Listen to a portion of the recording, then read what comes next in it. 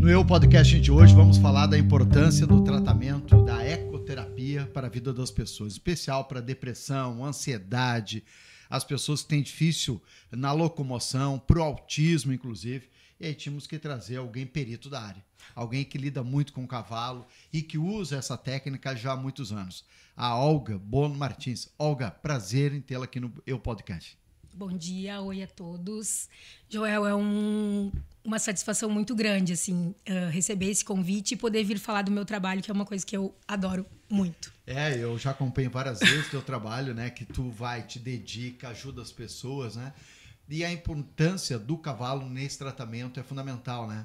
Primeiro, se usa vários animais, né? O cachorro é usado, vários outros, mas o cavalo, eu tenho pesquisado, é o que mais tem sido usado para esse tipo de tratamento, é isso, né? O cavalo, ele tem, como os outros animais também, mas assim, o cavalo, ele tem uma simbologia importante perante qualquer pessoa que se aproxima. O cavalo representa alguma coisa para a humanidade, porque ele acompanha o homem há muitos anos, né? E outra questão assim, que é muito importante em relação à terapia é que o andar do cavalo se assemelha em mais de 90% com o nosso caminhar, com a nossa marcha. Então, para pessoas que têm dificuldade de equilíbrio, dificuldade de locomoção, coordenação, o cavalo ajuda muito, porque o cérebro recebe estímulos como se a pessoa estivesse caminhando sozinha. Né? Por isso é usado o cavalo. Cerca de mais de 90% caminhar similar entre o ser humano e o cavalo. Quando é um cavalo adequado, né? Sim. Que tem uma marcha de acordo, o passo do cavalo, aquela marcha, né? O passo mais lento e tal, ele é 95% similar à nossa marcha, ao nosso caminhar. Então, né? Quando alguém tem as que dissociações de cintura, tem os movimentos de perna, e o cérebro recebe esses estímulos e manda para o corpo de volta. Então, querendo ou não, a gente acaba ativando essas regiões, né?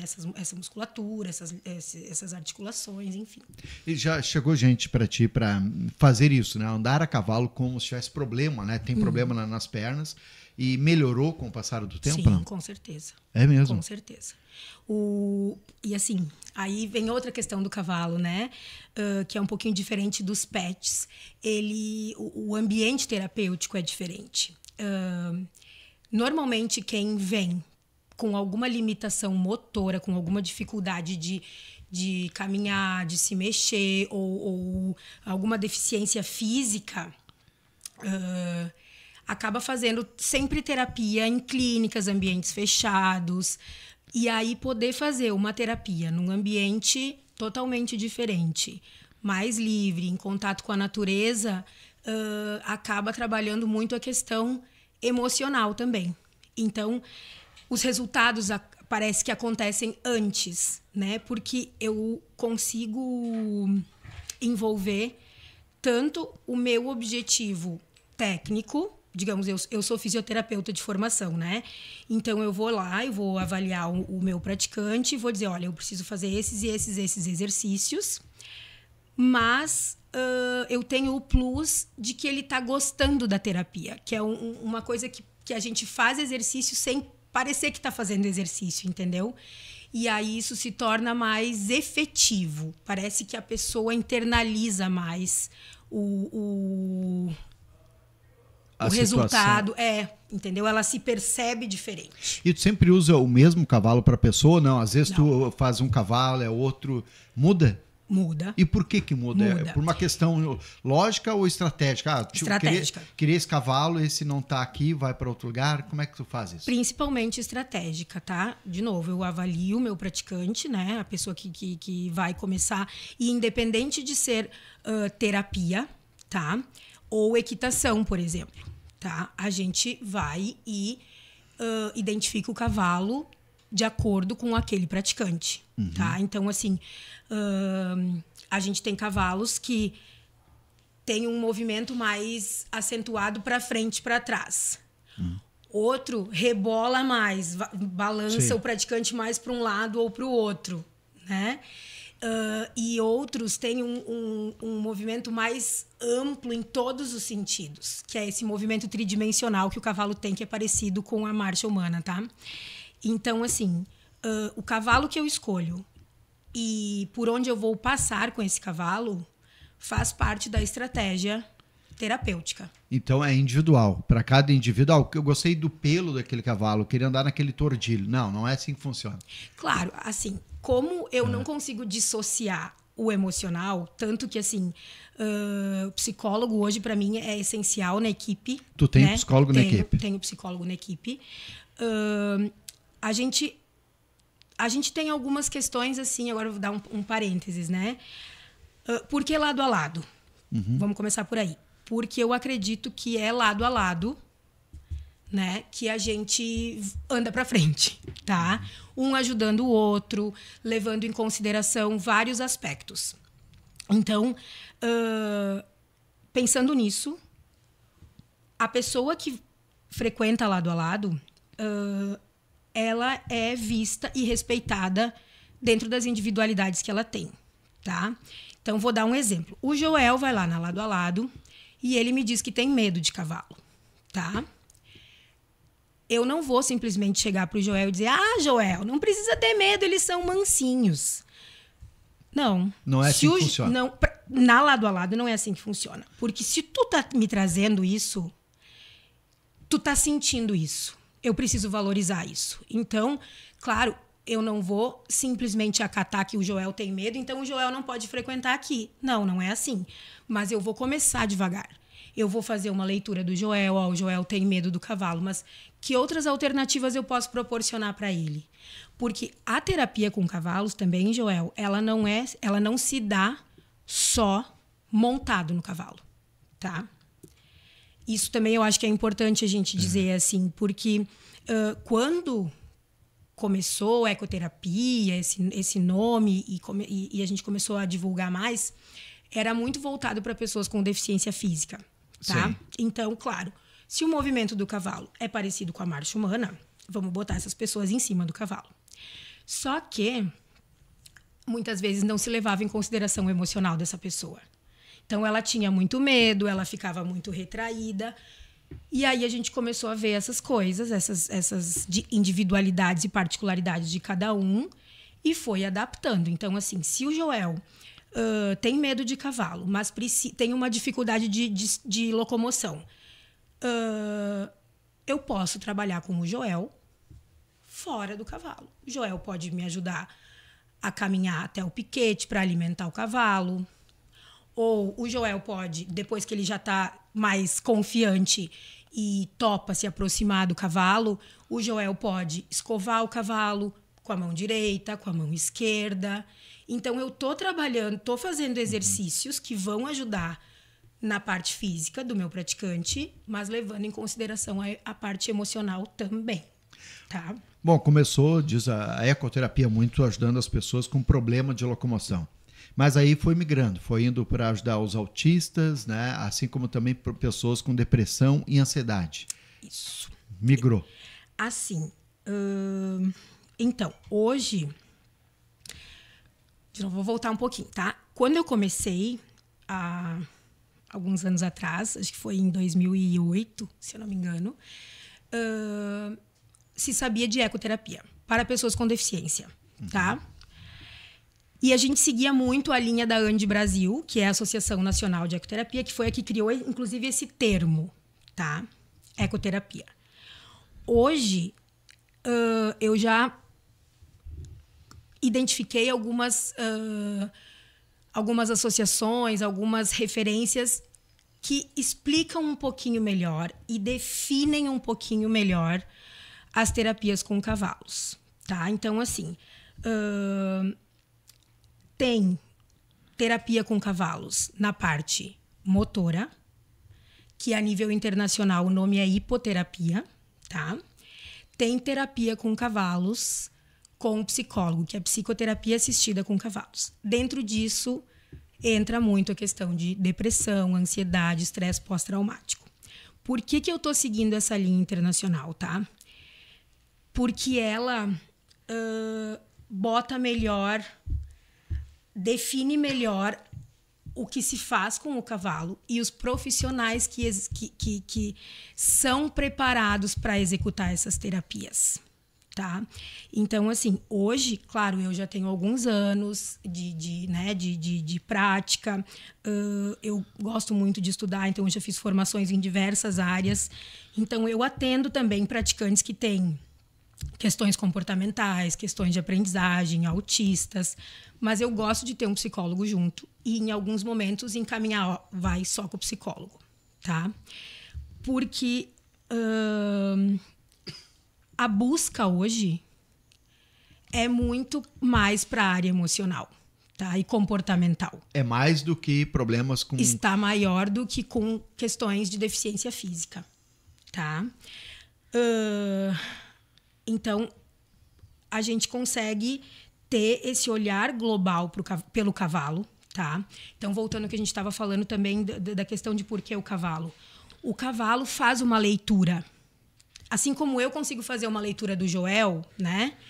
Que eu disse, o Joel tem medo, então eu vou ver o que ele gosta, o que ele não gosta. O cavalo faz uma leitura de quem se aproxima dele. E se a gente tem essa expertise de saber de comportamento equino, a gente consegue fazer uma leitura desse praticante também.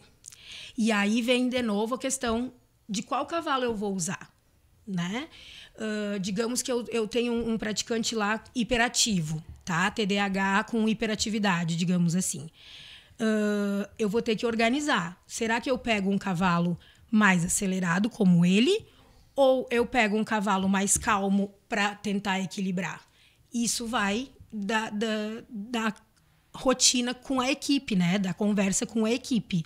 E de como essa pessoa se comportou com aquele cavalo, né? Às vezes é necessário trocar durante... Às vezes é.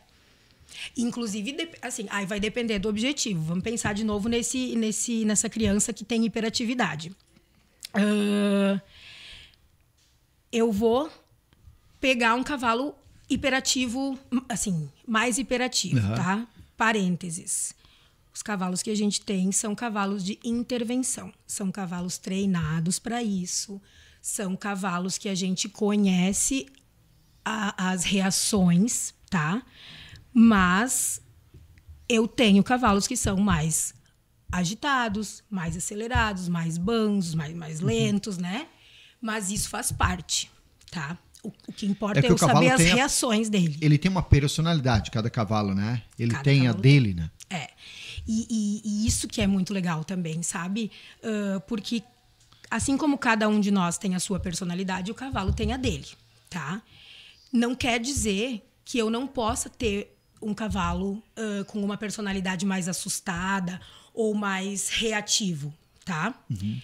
Porque é um bom recurso terapêutico ter um cavalo com reações. Mas eu tenho que saber usar essas reações e nós, da equipe, precisamos saber quais são as reações desse cavalo. Por exemplo, a gente tem uma égua que a gente adora, que ela é a topzera, assim, a baia, né? Ela não gosta de lona, tá? Lona, assim, coisas grandes balançando.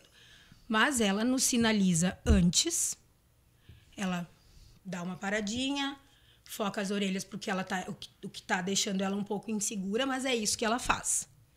Tá? No máximo, ela dá um passo para o lado, assim, quando a gente chega muito perto da lona, ela dá um passo para o lado. Mas ela não pula, ela não dispara, ela não corcoveia.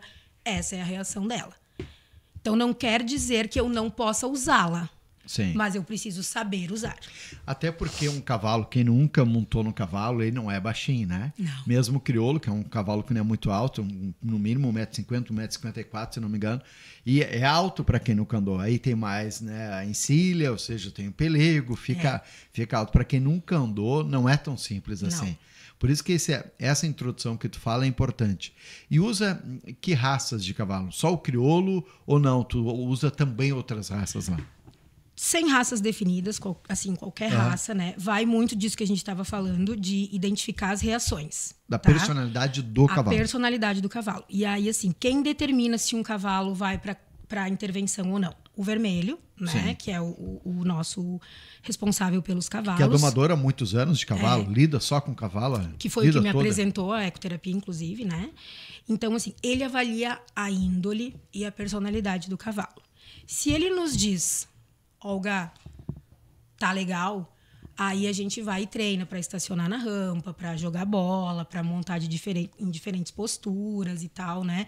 Se aproxima de lona ou não. Sim. Porque a gente tem um pavilhão para dias de chuva e temporal, assim, frio, né?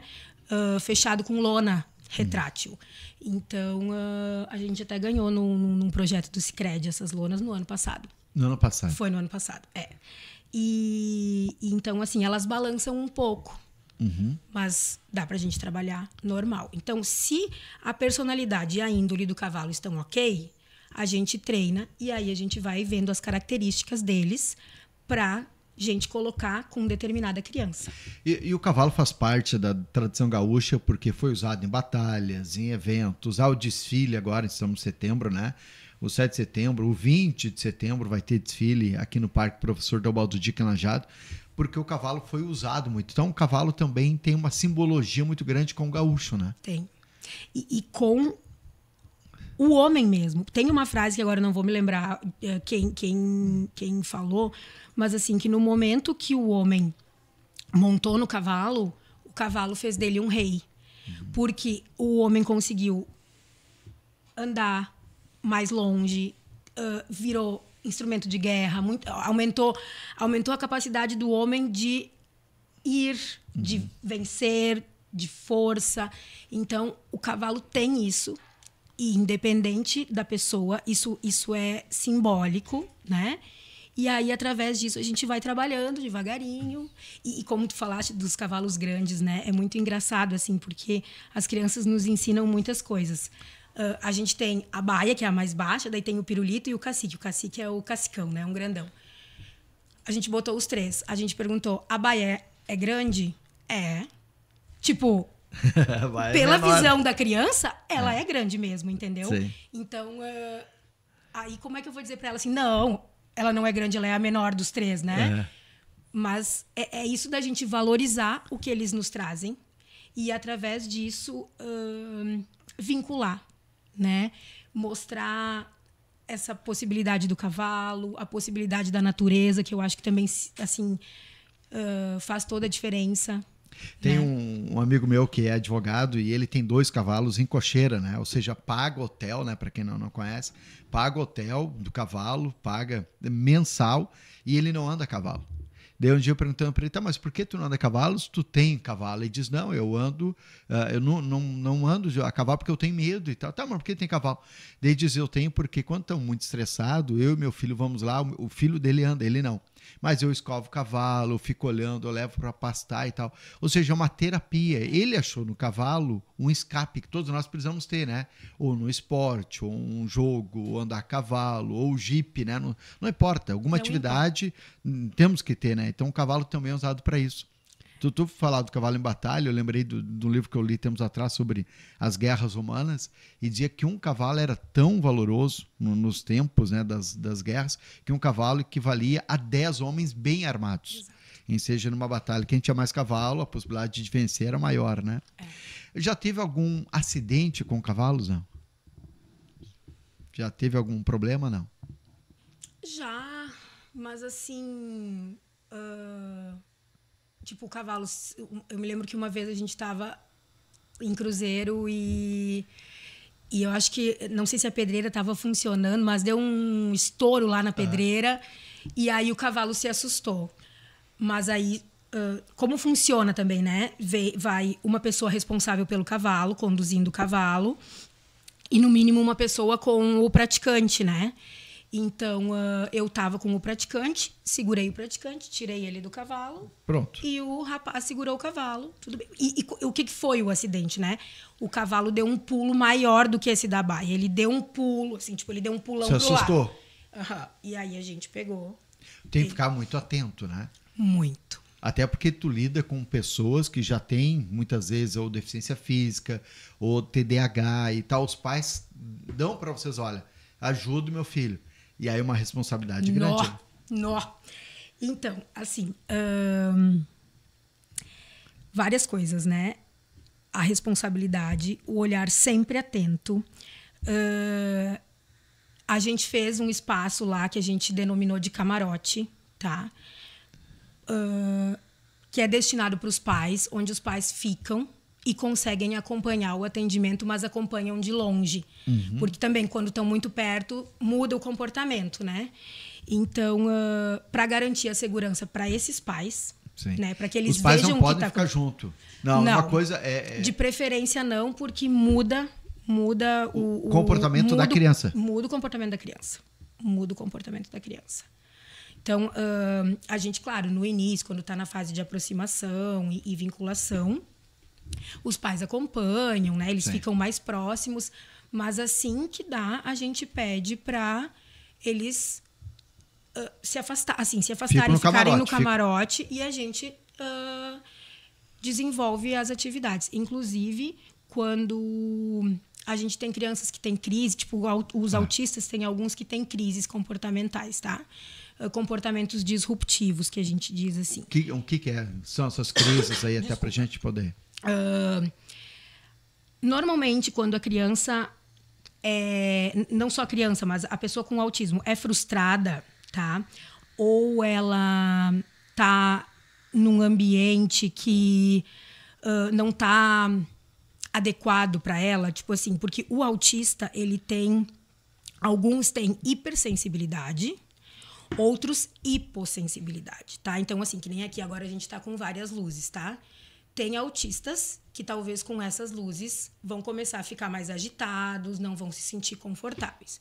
Ou barulhos, tá? Muitos barulhos, alguns barulhos específicos, assim, eles também vão começar a se desorganizar. Ou quando a gente frustra, eu quero ir para lá e não aqui, sabe? E aí a gente diz, não, primeiro a gente vai aqui, depois a gente vai para onde você quer, né? E aí isso vai deixando eles mais agitados e alguns acabam querendo ou bater no cavalo, ou na gente, ou em si, se morder, né? Morder a gente, morder o cavalo. Quando acontece, aí gritam, choram, né?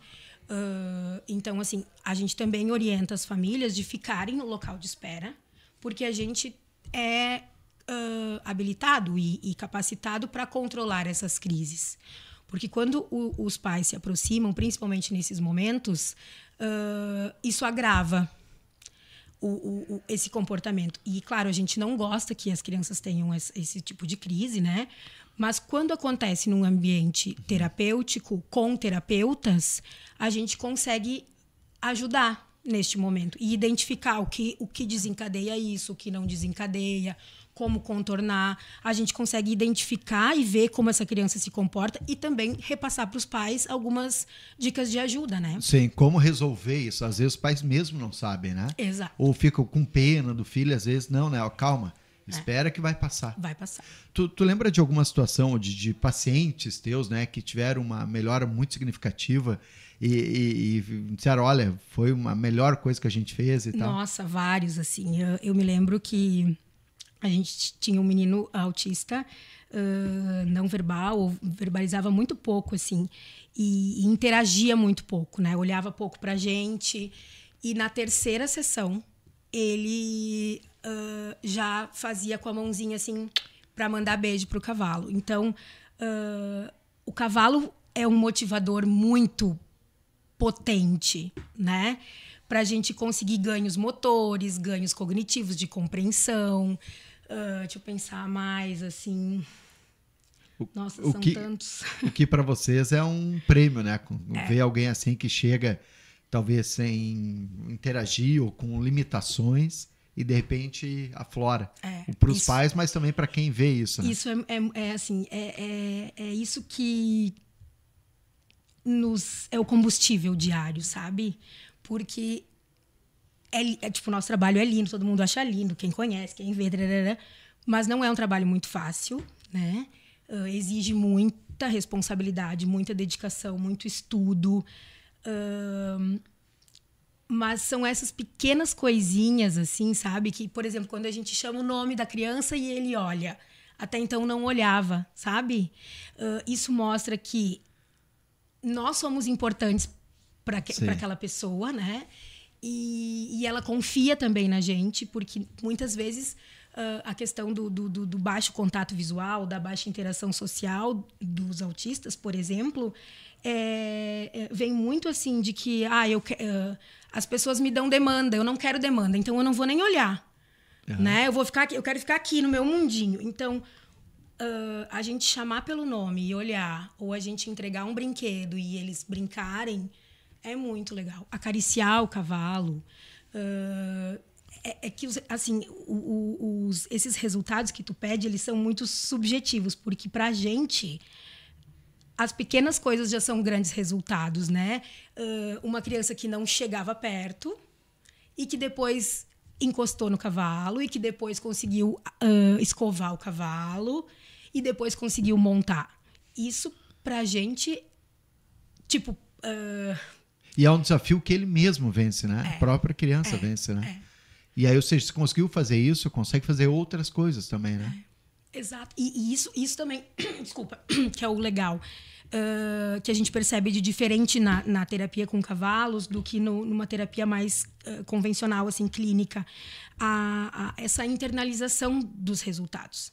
Por isso também por isso que eu falo tanto da questão emocional, apesar de ser físio.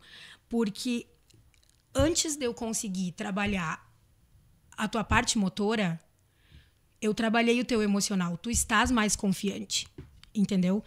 Porque todo mundo sabe, assim, que no momento que tu sobe no cavalo, tudo bem que pode ser que alguns até tenham um certo medo e fiquem um pouquinho tensos, retraídos. Mas, assim, anda um pouquinho... Vai soltando. Tu vai soltando, tu levanta a cabeça, tu olha... O teu campo de visão é diferente. Tu te empodera quando sobe no cavalo. E com as crianças isso também acontece, né? Então, e a gente vai se sentindo mais capaz. A gente vai enchendo o copinho de água da criança de segurança, né? Uhum. Cada vez que ela vai, que ela monta, que ela consegue fazer alguma coisa diferente e que a gente reforça, a gente está enchendo o copo dela de segurança. E isso elas vão levando para a vida. Agora, tu estás desde 2008 trabalhando direto com isso, né? Fisioterapeuta que trabalha com ecoterapia, ou seja, né, com cavalos. Tem aumentado a demanda, pessoas com autismo, pessoas com baixo estima, muitas vezes, depressão, ansiedade, ou não? Tem aumentado, né? A gente tem percebido. Né? Muito. Autismo, tá? Desde 2008, assim. Paralisia cerebral, então, pessoas com deficiência física, síndrome de Down, algumas síndromes que envolviam a parte física, tá? De uns tempos para cá, 2010, 2012, eu acho, autismo, tá? Agora, 2022, 2023, autismo, TDAH e... Também em 2022, aqui, pós-pandemia, ansiedade. Ansiedade, agitação. Daí também falta de limites, assim, né? Transtorno opositor desafiador. O que é isso? São pessoas que elas vão te contrariar. Brabas. Tu diz assim... Não vai ali, ela vai para te provocar. Claro, não é assim em geral, tá? Sim, mas precisa de avaliação médica, né, para dizer. Mas o transtorno opositor desafiador é bem complicado, assim, é muita questão comportamental, tá? Claro, todas as questões, assim, exigem muito da família, né? Isso a gente também é uma coisa que a gente gosta de reforçar muito, a importância da família, tá? E aí, assim, dá muito problema na escola, dá muito problema de interação social, questão de regramento, de limites, a pessoa se bota em risco muitas vezes. Para chamar atenção, muitas vezes? Então, depende, assim, né? Não dá para generalizar. Pode ser para chamar atenção, pode ser para se autoafirmar, né? Para ter uma segurança. E isso a ecoterapia também ajuda? Ajuda. A gente até estava, assim, falamos muito de acalmar, de controlar, né? Ou de ativar um pouco. Mas esses casos de pessoas assim de crianças principalmente sem limite ou que se botam em risco, ansiedade, né, assim, a agitação, a necessidade de ter tudo logo, tudo entregue pronto, rápido. O cavalo ajuda muito porque o cavalo tem seu tempo e não adianta fazer rápido, não, né? E aí também vai da estratégia, ó, que cavalo que a gente vai pegar. Tá. E como é bom tu lidar com quem entende. Eu lembro, eu tinha um cavalo lá, um tordilho, lá com vermelho, né? No hotel de cavalo. E aí eu fui montar um cavalo e ele não me deixava ficar em cima dele e tava eu brigando o cavalo comigo. E tinha o meu filho junto, Samuel, tinha uns 5, 6 anos. Aí o vermelho, né, tomando chimarrão, disse, Joel, desce o cavalo e coloca o muca em cima. Deu de capaz, né? Se o cavalo quer me derrubar... Viu como os pais precisam estar seguros também, né? Vai me derrubar, que jeito eu vou pôr o Samuel, né? Eu não vou fazer isso. Aí diz, tu não confia em mim. Eu disse, claro, confio, né? Tu, a vida toda trabalhou com cavalo e tal. Então faz isso. Desce, mostra o teu filho pro cavalo, ele vai cheirar o muca e tu põe um muca em cima, tu vai ver que vai ser outro cavalo. Tu não tá legal hoje. Eu disse, eu tô. Não, tu não tá bem. O cavalo percebeu isso. Daí eu disse, será? E daí eu fiz isso, que o vermelho falou. Eu botei o muca na frente do cavalo, o cavalo cheirou, um tordilho. Botei ele em cima do cavalo e o muca saiu a passo com o cavalo. Passou horas andando assim. Diz, olha só. E daí ele falou, né? Até o batimento do coração do cavalo é muito similar ao do ser humano. Então eles entendem quando tu não tá bem. Exatamente. Né? E é isso, assim. É que o cavalo faz a leitura. Quem conhece, fazendo a leitura do cavalo, faz a leitura da pessoa, né? E isso é o que a gente estava falando, assim. Isso é mágico, tá? Tem, assim...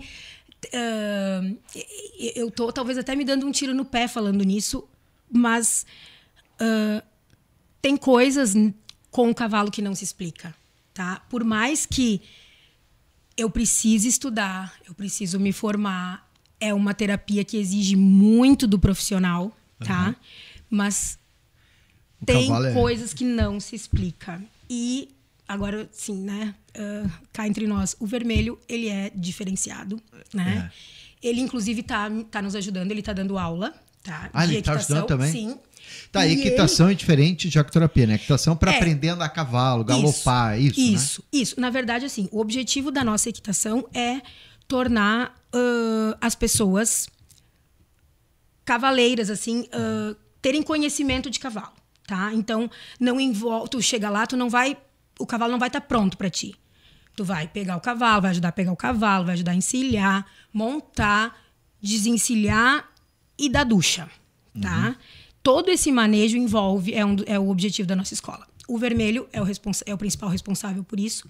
E o vermelho, apesar da formação dele de vida ser com cavalos, o vermelho tem grande sucesso com esses praticantes que têm transtorno opositor desafiador, que são muito agitados, às vezes agressivos, pré-adolescentes. O vermelho consegue com eles as coisas de uma forma muito tranquila. Até muito pela experiência, tranquila. Né? Ele sabe, né? Sabe como é lindo de ver. Mas é bonito de ver tu falar também da ecoterapia. Tu é apaixonada pelo que tu faz, né? Sou sim. Essas coisas do dia a dia, né? Essas pequenas mágicas, o carinho que as crianças têm com a gente, eles se sentirem bem, as famílias se sentirem bem, isso não tem preço, assim, sabe? Tu tá podendo ajudar tanto o paciente quanto a família como um todo, né? Também por isso lado a lado. Porque eu posso ficar... Eu tenho um praticante que vem 3 vezes por semana. Ele adora a tia Olga, né? Ele quer a tia Olga e tal. Mas eu preciso organizar e ajudar a família dele também, porque ele tá comigo 3 vezes por semana, sei lá, 45 minutos cada vez, né? E em casa é diário, exige da família, exige dele. Então, assim, esses dias ele teve uma crise e acabou me mordendo no braço. E isso, assim, foi uma coisa assim que eu refleti muito. Ele me mordeu no braço, mordeu forte. Ele estava bem agitado naquele dia. E quando ele via que ele tinha me mordido no braço, que ele tinha me machucado, ele ficava mais desorganizado. E isso, por um lado, me deixou muito feliz, assim, né? Porque realmente ele entendeu que ele machucou uma pessoa que ele gosta, mas é essa coisa da crise. Eles não controlam, eles não sabem o que fazer com essas informações que eles... com essas informações, com essas emoções que eles estão sentindo, e aí se desorganizam. E aí ele ficava mais desorganizado. E aí tem que ajudar, tem que acolher. Exato. Então, tipo, leva mordida, né? Leva mordida de cavalo, às vezes, leva mordida de criança, mas...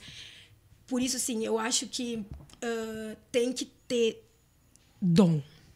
Né? Tem que ter muito amor.